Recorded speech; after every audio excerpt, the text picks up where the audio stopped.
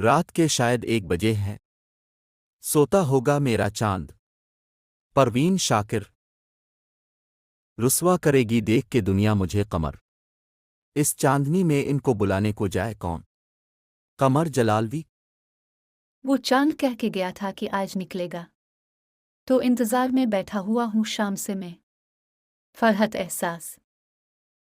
کبھی تو آسماں سے چاند اترے جام ہو جائے، تمہارے نام کی ایک خوبصورت شام ہو جائے۔ بشیر بدر۔